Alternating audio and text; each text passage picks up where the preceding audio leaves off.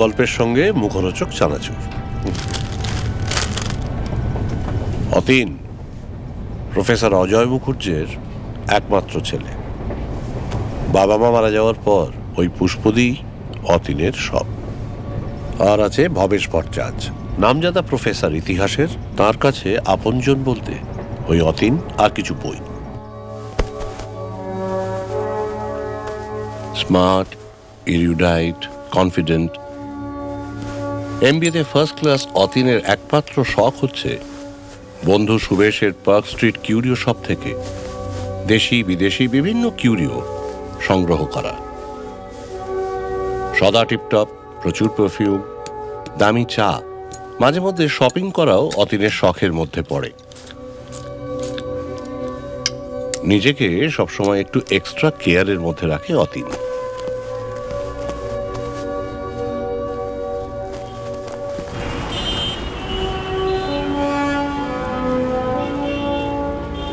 পেশায় investment banker Atin SBI এর সব থেকে বড় ক্লায়েন্টদের হ্যান্ডেল করে এবং ব্যাংকও অতীনকে নিয়ে দারুণ খুশি।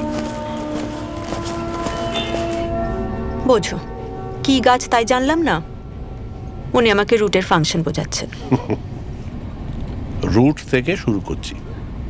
বামুনগাছির নারায়ণ চক্রবর্তীদের জমিদার বাড়ি। সেই জমিদার বাড়ি রিসেন্টলি বিক্রি হয়েছে। বাড়ির কুলপুরোহিত শ্রী দ্বিজোত্তম মিশ্র পার্ক স্ট্রিটের কিউরিও শপের ওনার সুবেশকে মূর্তিটা হ্যান্ডওভার করেন।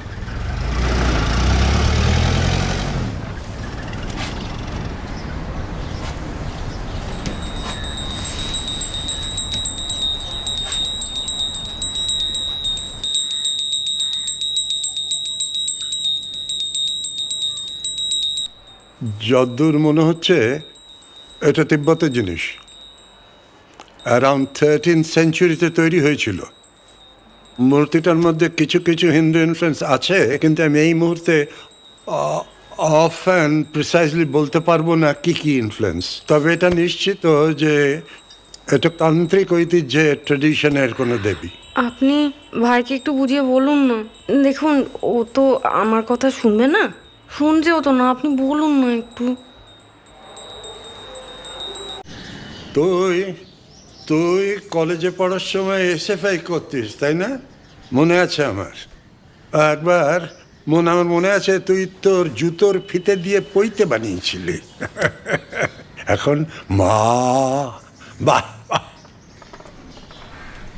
তখন বুঝিনি কাকু, এখন বুঝি। মা আছেন। ও আছেন বুঝি। তা বাবা জীবন, তুমি দয়া করে বাংলা তান্ত্রিক ট্র্যাডিশনের কয়েকজন দেবীর নাম বলো তো। না না, কয়েকজন না, তোমাকে আমি পেঁচে ফেলতে চাই না। একটি দেবীর নাম বলো বলো। সুবেশের দোকানে প্রথম দেখে আমিও এটাকে জাস্ট একটা কিউরিও পিস ভেবেছিলাম, কিন্তু এটা তাই।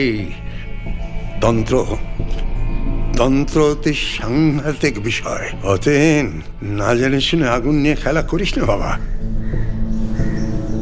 মায়ের পুজোতে বাধা দিচ্ছ কাকু, খুব অন্যায় করছো। অতীন, তুমি রামকৃষ্ণ নয়, রামপ্রসাদ নও যে তোমার মা ডাক শুনে দেবী তোমার কাছ থেকে ভোগ নিয়ে যাবেন।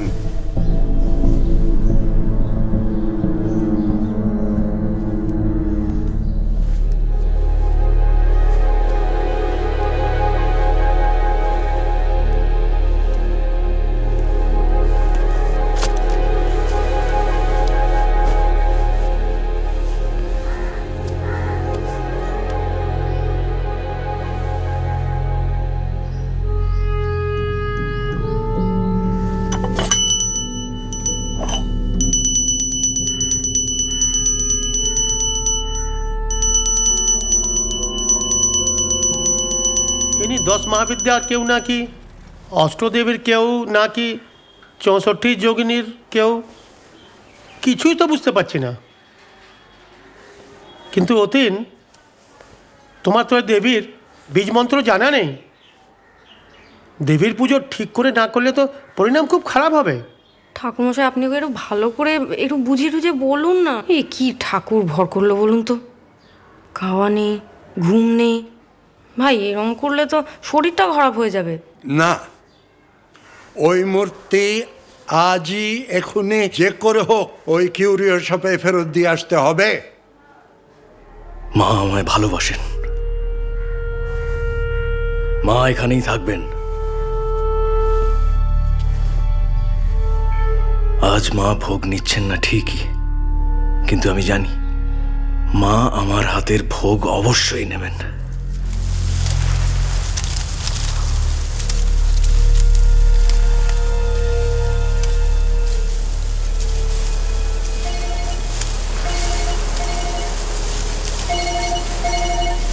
হ্যালো অতীন, তোর ফোনটা লাগছে না রে, কখন থেকে ফোন করছি। আরে রাত্রিবেলা দেখা হওয়ার ব্যাপার আছে তো আজকে, অনেকদিন পর তো একসাথে বসবো আমরা। হ্যালো, শুনতে পাচ্ছিস? হ্যালো,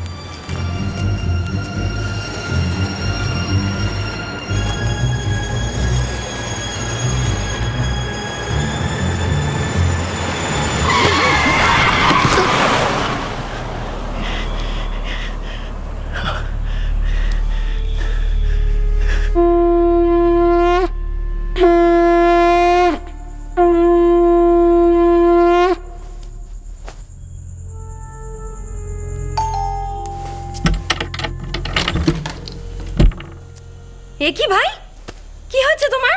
কিচ্ছু হয়নি পুষ্পদি, কিচ্ছু হয়নি। তবে অনেক কিছু হতে পারতো যদি নাও থাকতো। কে ও? ও ডামরি। শোনো না, তুমি তো একা হাতে বাড়ির সমস্ত কাজ করো, ও থাকো। কাল থেকে তোমাকে আর রান্না বান্না করতে হবে না, রান্নার দিকটা ওই দেখে দেবে।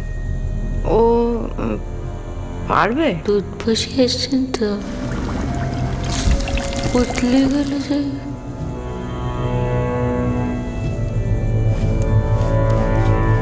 এসো।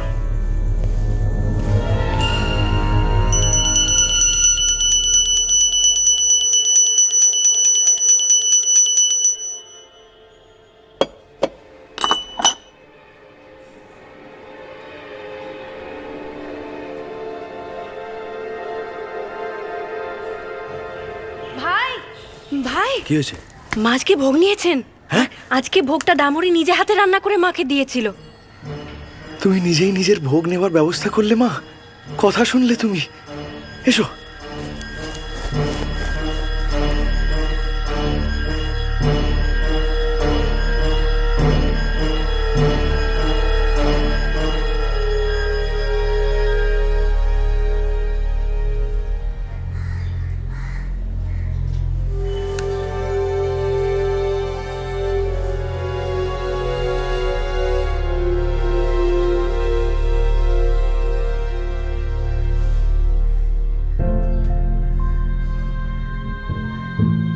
অতীন শেভ করা বন্ধ করে দিল, পারফিউম লাগানো বন্ধ। ভাঙা সস্তা কাপে দুধ চা আর প্রচন্ড অগোছালো হয়ে গেল অতীন। মা ভোগ নিতে শুরু করলেন।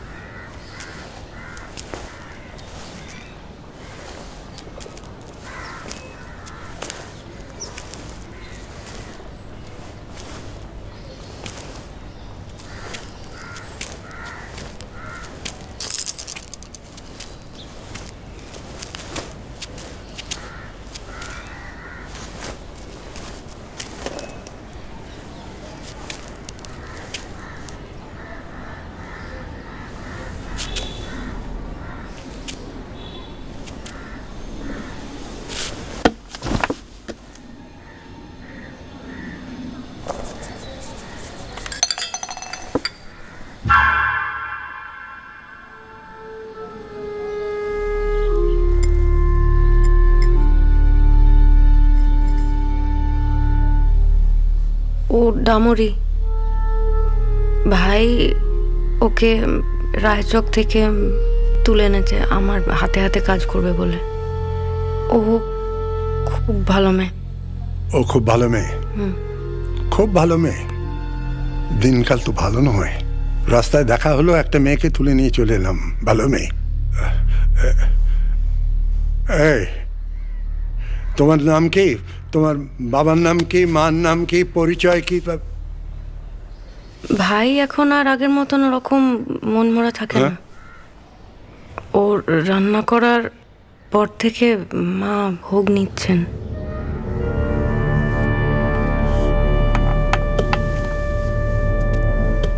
রান্না করার পরে মা ভোগ নিচ্ছেন?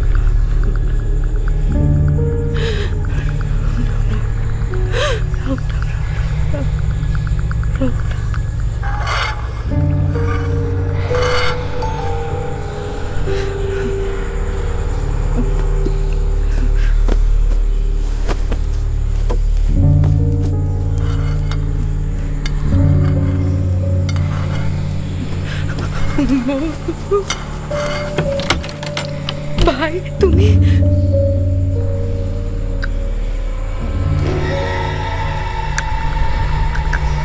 চা খাবে?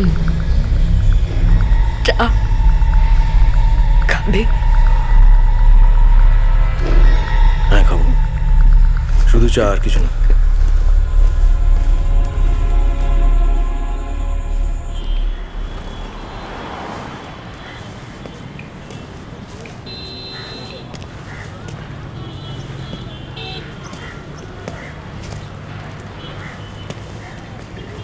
নমস্কার। নমস্কার, কি লাগবে বলুন? হেল্প মানে? আমি জানি অতীন তোমার বন্ধু। হ্যাঁ। ওর বড্ড বিপদ, তো তোমার কাছে এলাম। একটু কথা বলা যাবে? ও হ্যাঁ, নিশ্চয়ই, আসুন আসুন। ও তো প্রায়ই আসতো, আড্ডা মারতো, তারপর মূর্তিটা নিয়ে গেল। আশ্চর্য, আমি আজ অতীনের কথাই ভাবছিলাম। ও অনেক দিন এখানে আসেনি, তাই শপে আসার আগে ওর বাড়িও যাব ভেবেছিলাম। সুবেশ, তুমি বলছি। হ্যাঁ। অতীন আমার সন্তান তুল্য, ওর বড্ড বিপদ। তুমি ওর বন্ধু। বন্ধু? ওর কত বড় বিপদ করে দিলাম বলুন তো। সত্যি কাকু, নিজেকে এত অপরাধী লাগছে না? মানে না না না না না সুবেশ, সুবেশ, অকারণে বড্ড বেশি গিলটি ফিল করছো। না না না, তুমি তো এত কিছু জানতে না। কাকু, যে একটা মোমদানির দামও পাই বুঝে নেয়, সে একটা মূর্তির হিসেবেই চাইছে না। এত কম টাকায় এত পুরনো একটা মূর্তি দিয়ে দিল। মূর্তিটা বাড়ি থেকে বার করে দিয়ে ওরা নিষ্কৃতি পেয়েছে, কিন্তু আমরা। সুবেশ, এক্ষুনি কোনো একটা বিহিত করতে না পারলে ভয়ঙ্কর একটা সর্বনাশ হয়ে যাবে। ভয়ঙ্কর সর্বনাশের সব কটি লক্ষণ আমি ওদের বাড়িতে দেখে এসেছি। যিনি মূর্তি দিয়েছেন তিনিই পথ বাতলে দেবেন। চলুন আমরা বামুনগাছি যাই। চলো। অতীনের কোনো ক্ষতি কিন্তু আমরা হতে দেব না, তাই না? একদম। বামুনগাছি চলো। চলুন।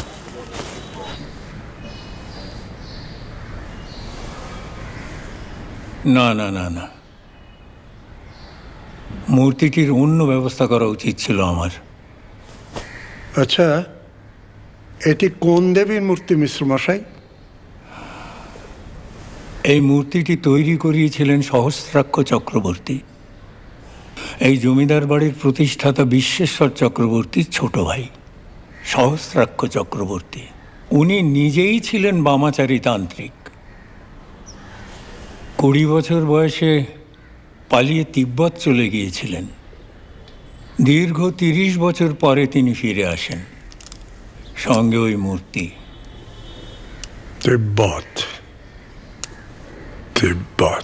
হ্যাঁ, ওই মূর্তিটির ফিজিওনমি, স্কাল্পিং স্টাইল, এসবগুলো দেখে বেশ ভালোই বোঝা যায় ওটা তিব্বতী মূর্তি। হ্যাঁ, কিন্তু উনি হিন্দু দেবী। 10 মহাবিদ্যার এক দেবী। আচ্ছা। সহস্রাক্ষ চক্রবর্তী নিজে আমার এক পূর্বপুরুষ দনুজ দমন মিশ্রকে এই দেবীর পূজা পদ্ধতি শিখিয়ে দিয়ে যান। সেই থেকে আমরাই এ বাড়ির কুলপুরোহিত। আপনি যদি পুজোর পদ্ধতিটা বলে দেন, তাহলে অতীন নিয়ম মেনে পুজোটা করতে পারে। আচ্ছা, এই যে অতীন যার কথা বলছেন আপনারা, সে কি তন্ত্র সাধনা জানে? একেবারে না। আপনাদের অতীনকে কিন্তু বাঁচানো যাবে না। কি বলছেন? ওর মৃত্যু আসন্ন।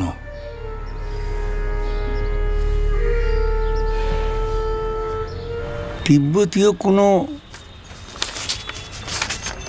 তান্ত্রিক দেবীর মূর্তি কলকাতায় এসেছে, খবরটা আপনি জানেন? কেন বলুন তো? আপনার এই বই তো দশমহাবিদ্যা নিয়ে, তিব্বতে কেন? মনটা বড় খচখচ করছে। আচ্ছা, এখান থেকে বাগবাজারের ট্রাম যাবে তো না? হ্যাঁ, যাবে। হিন্দু ও বৌদ্ধ তান্ত্রিক পদ্ধতি মিলিয়ে এক অতি জটিল বীজ প্রক্রিয়ার মাধ্যমে পূর্ণগ্রাস সূর্যগ্রহণের দিনে অমাবস্যায় এই মূর্তিতে প্রাণ প্রতিষ্ঠা করেছিলেন সহস্রাক্ষ। আপনি কিন্তু এখনো বলেননি উনি কোন দেবী। উনি দেবী সরস্বতীর তান্ত্রিক রূপ, দেবী মাতঙ্গী। দেবী মাতঙ্গী? হ্যাঁ, দেবী মাতঙ্গী। যা কিছু উচ্ছিষ্ট, অপবিত্র, অশুচি, নোংরা, তারই অধিষ্ঠাত্রী দেবী তিনি, যার জন্য ওনার আরেক নাম উচ্ছিষ্ট চণ্ডালিনী। উচ্ছিষ্ট চণ্ডালিনী? হ্যাঁ, আর ইনি উচ্ছিষ্ট ভোগ গ্রহণ করেন। উচ্ছিষ্ট ভোগ? হ্যাঁ, সেটাই বিধি। আর ওনার পূজার পদ্ধতির কোনো অনিয়ম হলে তার ফল হয় অতি ভয়ানক। কি কি কি ফল হয়? প্রথমত, যে পূজা করেছে তার বুদ্ধি নাশ হয়। হ্যাঁ, মায়ের পুজোতে বাধা দিচ্ছ কাকু, খুব অন্যায় করছো। দেবী সরস্বতী বাক ও বুদ্ধির দেবী, তাই সবচেয়ে প্রথমে তার চিন্তা শক্তির লোপ হয়। সে নোংরা জামা কাপড় পরা শুরু করে, নোংরাভাবে থাকা শুরু করে, তার স্বাস্থ্যহানি ঘটে, ক্ষুধা তৃষ্ণা বোধ লোপ পায়। খাওয়া নেই, ঘুম নেই। ভাই, এরকম করলে তো শরীরটা খারাপ হয়ে যাবে।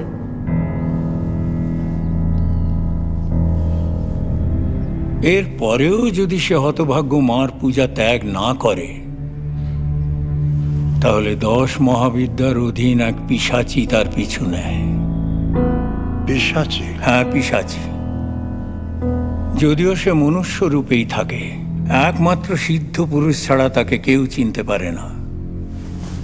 আমরা আমরা কি কোনো মতেই তাকে চিনতে পারবো না?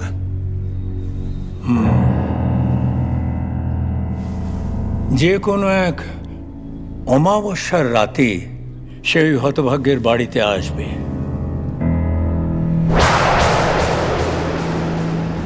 সে এসে গেছে মিশ্র মশাই।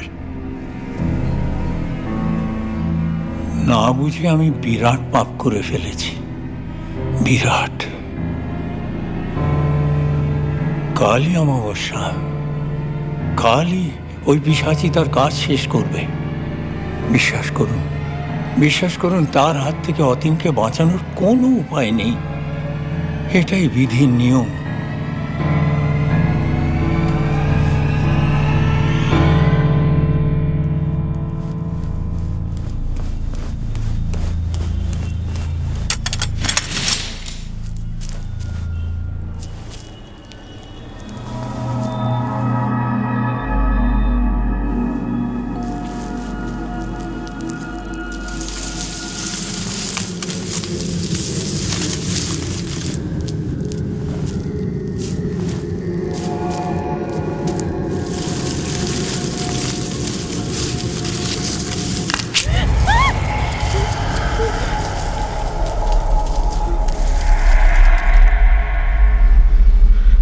ছাদে কেন এলি?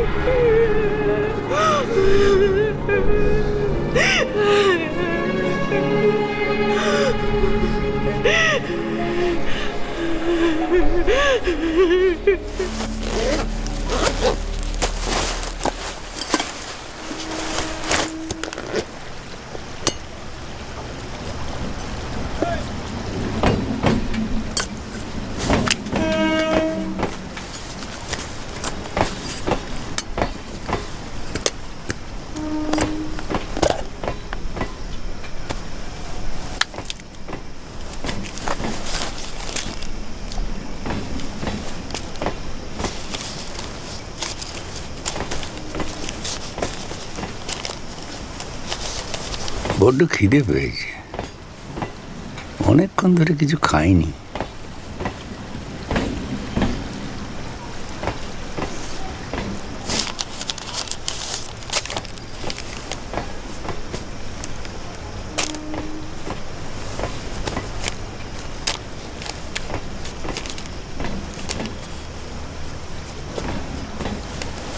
তিনি ত্রিগুণাতীতা, রাজরাজেশ্বরী। কোনো অপশক্তির কি সাধ্য তার সন্তানের ক্ষতি করে?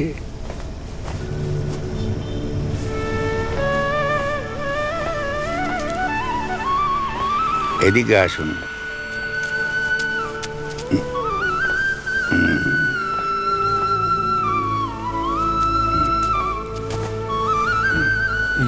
এটা কি? ঝড়, ঝঞ্ঝা, বজ্রপাত যাই ঘটুক না কেন, গলা থেকে এটা খুলবেন না। মনে রাখবেন, এইটাই আপনার প্রাণ ভোমরা। কিন্তু আপনি এটা আমাকে দিচ্ছেন কেন? এই জন্য আমি কিন্তু কোনো টাকা পয়সা আপনাকে দিতে পারবো না। এটার বিনিময়ে যেটা দেওয়ার কথা সেটা তো আপনি অনেক আগেই দিয়ে দিয়েছেন। আমি আপনাকে কি দিয়েছি? আপনি নিজে ক্ষুধার্ত, অথচ আপনার সব খাবারটা আমাকে দিয়ে দিলেন। এর চেয়ে মহৎ দান আর কি হতে পারে পৃথিবীতে? আপনি ভয় পাবেন না, আপনার কোনো ক্ষতি হবে না। যার প্রাণে এত ভালোবাসা, তাকে কোনো অশুভ শক্তি ছুঁতে পারে না। আপনি কে? আমি নবদ্বীপের লোক, মহেশ মৈত্রের ছেলে, কৃষ্ণানন্দ। তবে আমার নামের পাশে একটা পদবী আছে, আগমবাগীশ। কৃষ্ণানন্দ আগমবাগীশ। জানেন, নবদ্বীপে আমার এক কৃষ্ণপ্রেমী বন্ধু, সে বলতো ভালোবাসাই হচ্ছে সবচেয়ে বড় তন্ত্র, সবচেয়ে বড় জাদু।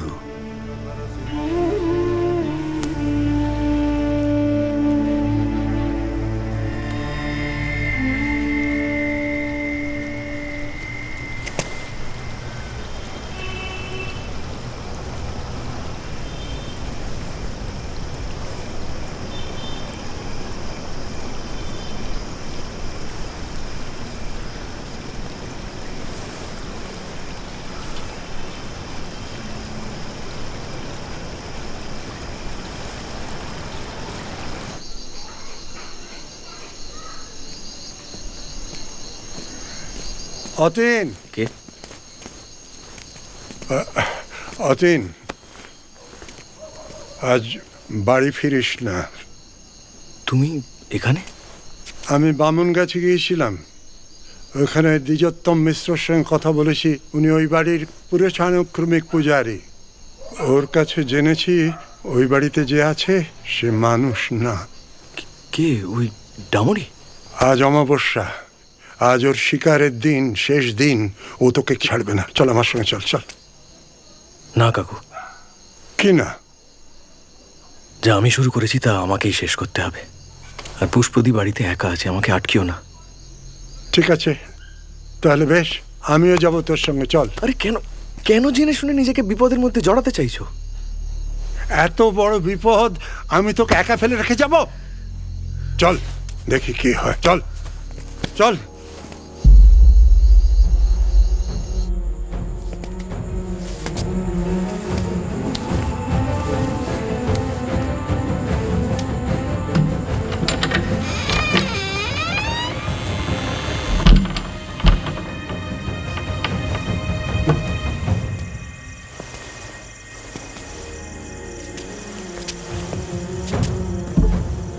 এসো কাকু।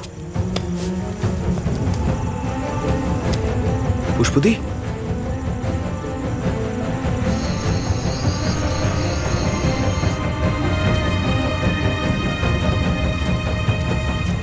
পুষ্প,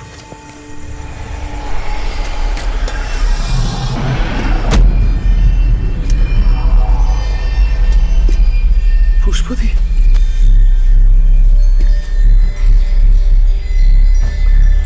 দামড়ি! চল অতীন, অতীন চল, অতীন চল,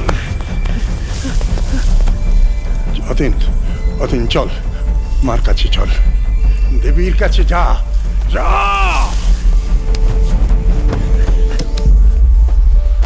ভোগ দেবে না দাদাবাবু?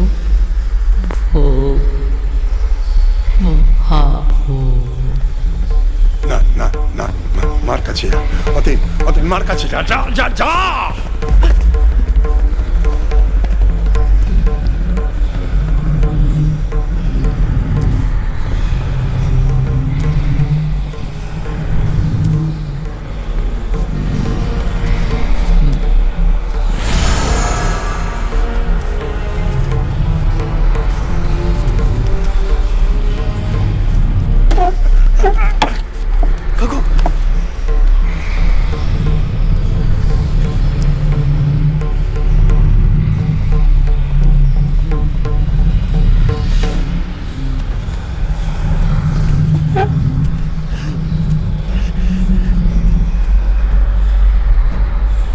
ভালোবাসাই হচ্ছে সবচেয়ে বড় তন্ত্র, সবচেয়ে বড় জাদু।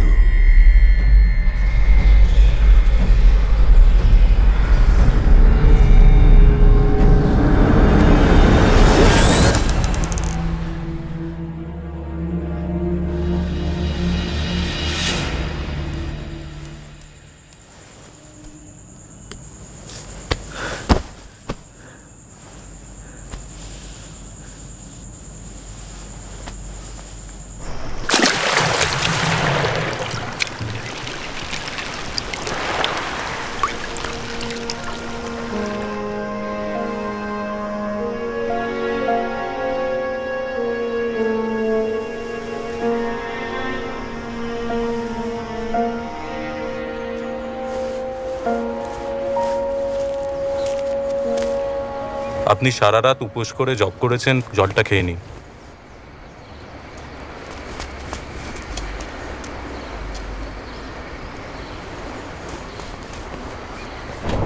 এই খাবারগুলো নিয়ে যাও, এগুলো আমি খাবো না, নিয়ে যাও। আহা, এগুলো তো আর ডামরি রান্না করেনি। আচ্ছা ঠিক আছে, আপনি একটা কাজ করুন, আপনি এই মিষ্টিগুলো খান। ওই পাশের কূপের মাসিমা এই মিষ্টির বাক্সটা দিয়ে গেলেন। বলরামের মিষ্টি, বাঙালির গর্ব। নিন।